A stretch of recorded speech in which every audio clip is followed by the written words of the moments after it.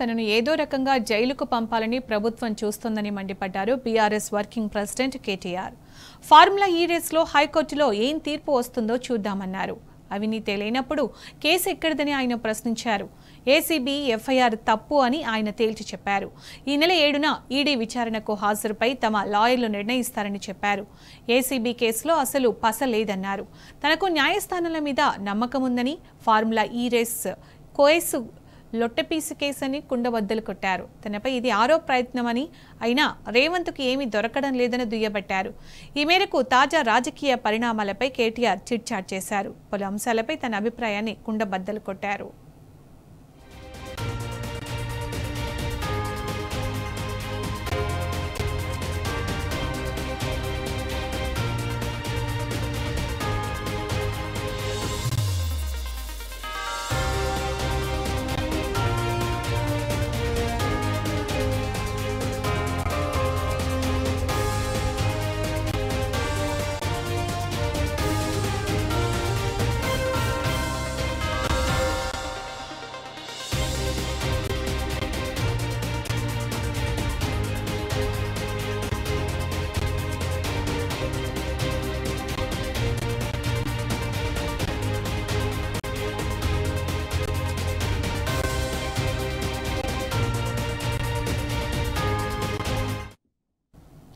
తనపై కేసు పెడితే రేవంత్ పై కూడా కేసు పెట్టాలన్నారు కేటీఆర్. రేవంత్ రెడ్డి ఒక ముఖ్యమంత్రి అని ప్రశ్నించారు.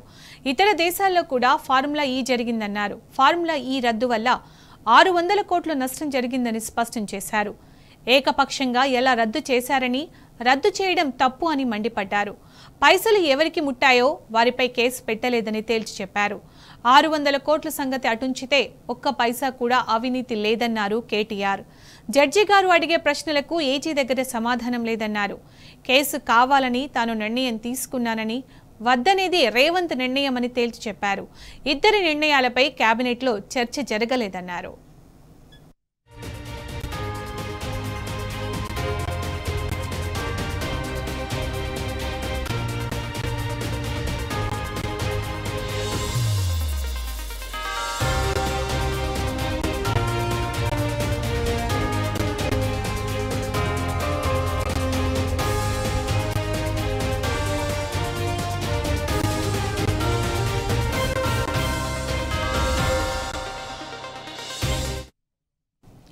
గ్రాడ్యుయేట్ ఎమ్మెల్సీ ఎన్నికల అభ్యర్థిపై నిర్ణయం తీసుకోలేదన్నారు కేటీఆర్. గతంలో ఉద్యమ సమయంలో తామే కొత్త సాంప్రదాయం తెచ్చామన్నారు.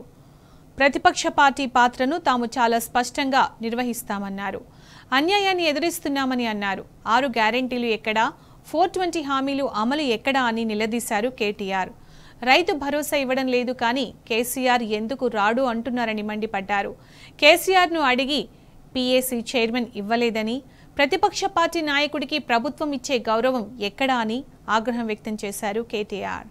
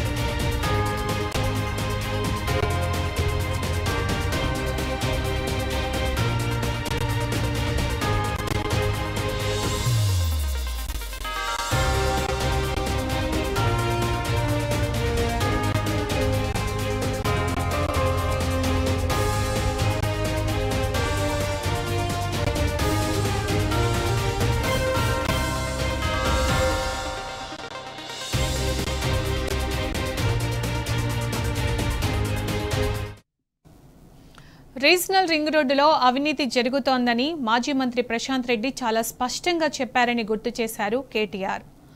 12,000 కోట్ల రూపాయల అదనపు భారాన్ని రాష్ట్ర ప్రజలపై మోపుతున్నారని ధ్వజమెత్తారు. ప్రశాంత్ రెడ్డి అడిగిన ప్రశ్నలకు ఒక్కరైనా సమాధానం చెప్పారా అని ప్రశ్నించారు. ఎన్నికల ముందు ఇచ్చిన హామీలు ఏమయ్యాయని నిలదీశారు. సంవత్సర కాలంలో రేవంత్ ప్రభుత్వానికి వచ్చినవి మైనస్ మార్కులు మాత్రమేనని తేల్చి చెప్పారు కేటీఆర్.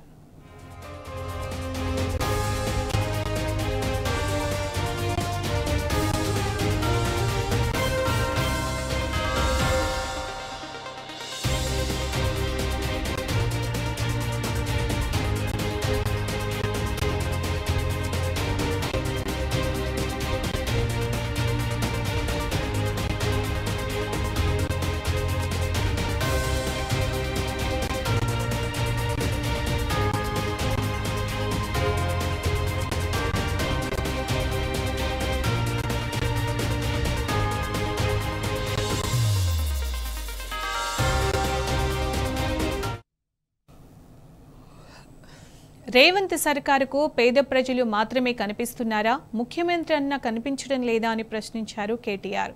కోర్టుల నుంచి తిట్లు పడ్డ ఏకైక ముఖ్యమంత్రి రేవంతేనని తేల్చి చెప్పారు. చివరికి కోర్టుకు కూడా ఈ ముఖ్యమంత్రి క్షమాపణ చెప్పాడని ధ్వజమెత్తారు. అప్పు చేయకపోవడమే అభివృద్ధి అన్న రేవంత్ రెడ్డి ఇప్పుడు లక్షల కోట్ల అప్పు ఎలా చేశాడని, ఆ డబ్బులు ఏం చేశాడని నిలదీశారు. 1,35,000 కోట్లలో ఢిల్లీ కాంగ్రెస్కు ఎంత డబ్బు పోతుందని ప్రశ్నించారు. ఆర్ఆర్ ట్యాక్స్ రూపంలో ఢిల్లీ పెద్దలకు ముడుపులు పోతున్నాయని విమర్శించారు. కాజాగూడలో కూడా నిన్న పేద ప్రజల ఆస్తులపై కన్ను వేశారని మండిపడ్డారు. సంవత్సర కాలంలో రేవంత్ సర్కారు ఏం చేసిందని ప్రశ్నించారు.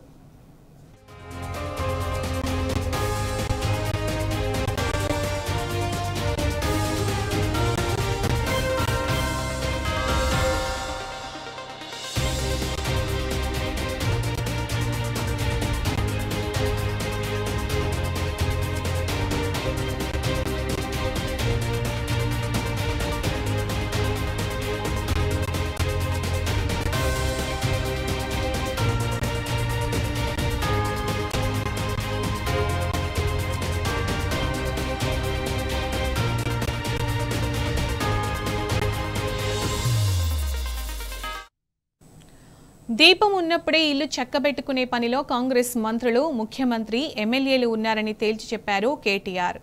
తెలంగాణ ప్రజలు ఒక్కరు కూడా ఈ ప్రభుత్వం బాగుంది అని చెప్తున్నారా అని స్పష్టం చేశారు. ఎవరిని అడిగినా ఒక్కరైనా ఈ ముఖ్యమంత్రిని మంచిగా మాట్లాడుతున్నారా అని ప్రశ్నించారు. ఆరోపణలు తప్ప నిరూపించడం ఈ ప్రభుత్వానికి తెలియదని ఎద్దేవా చేశారు. రేవంత్ రెడ్డి పెద్ద కేడీ ఇన్ ఇండియా అని అందరికీ తెలుసని స్ట్రాంగ్ కౌంటర్ ఇచ్చారు కేటీఆర్.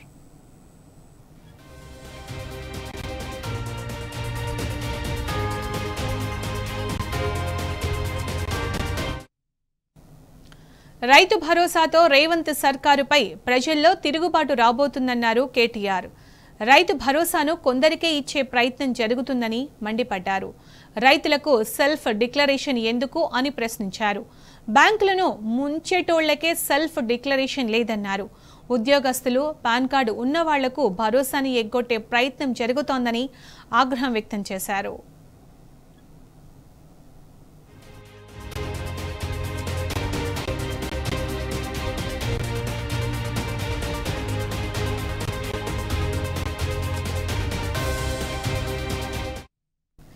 స్థానిక ఎన్నికల్లో బీసీలకు 42% రిజర్వేషన్లు ఇవ్వాలని రేవంత్కు లేదని ఫైర్ అయ్యారు కేటీఆర్. 42% రిజర్వేషన్లపై ప్రభుత్వమే కోర్టులో కేసులు వేయిస్తోందని నిప్పులు చెరిగారు. స్థానిక సంస్థల్లో బీసీలకు రిజర్వేషన్లు ఇవ్వకుండా ఎన్నికలు నిర్వహిస్తారని దుయ్యబట్టారు. ఒకవేళ 42% రిజర్వేషన్లు ఇవ్వకుండా ఎన్నికలకు పోతే చూస్తూ ఊరుకునేది లేదని రేవంత్ సర్కారును హెచ్చరించారు. బీసీలకు తాము అండగా ఉంటామన్నారు. కాంగ్రెస్ ప్రభుత్వం బీసీలను నమ్మించి మోసం చేస్తోందని నిప్పులు చెరిగారు కేటీఆర్. ఇదే అంశానికి సంబంధించి పూర్తి సమాచారం మా ప్రతినిధి లివిల్ అందిస్తారు. లివిల్, ఇవాళ ఏదైతే బీఆర్ఎస్ వచ్చిన కేటీఆర్ తెలంగాణ భవన్ లో మీడియా చిట్చాట్ నిర్వహించారు. దీనికి సంబంధించి అనేక అంశాలను కూడా బీఆర్ఎస్ వర్కింగ్ కేటీఆర్ లేవనెత్తారు.